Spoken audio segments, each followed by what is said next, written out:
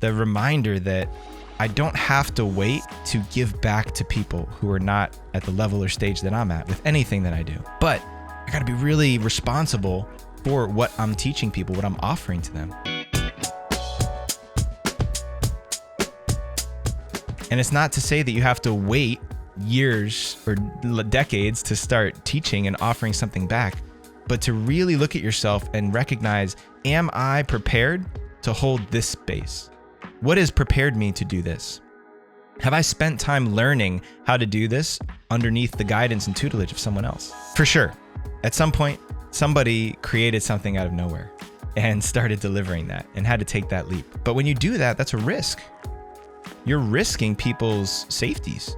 You're risking people being taken care of. When people step into a space and they trust you to go into a deep process, they're trusting that you have your feet rooted deeper than anybody else in that room. So it's a responsibility, not one to be taken on lightly. Now, I think any man out there who's listening to this message, or even just becoming privy to some of these ideas about being more honest and vulnerable with other men, supporting each other, getting down to the finer truths, the finer realities of our existence, holding each other accountable.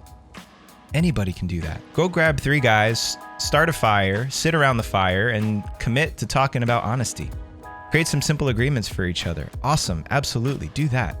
But when you start taking that to another level of facilitating programs, facilitating deeper trauma releases, wound reliving, breath work, there's literally people who have died in breathwork sessions because they've been led by people who weren't properly trained. And it's important to really recognize what you need to do to prepare yourself and put yourself in a position to be responsible for other people's lives, for other people's well-being. That's what leaders do.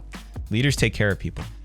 Leaders don't let their ego get in the way, their desire to be seen as something that they're not yet, or to be appreciated or compensated for something that they're not yet, at the cost of other people's well-being. Even myself, when I started taking guys out for fasts, wilderness fasts, I brought my bro with me who's been doing this for 20 years.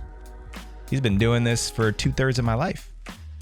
He's seen everything, he knows everything, and then he trained with people who'd been doing this for as long when he was going through that too. And all of the other processes that I bring into my work, it's always stuff that I've learned from other people, that I've practiced facilitating under the guidance and tutelage of somebody else, and then delivered as the person holding the anchor in the room.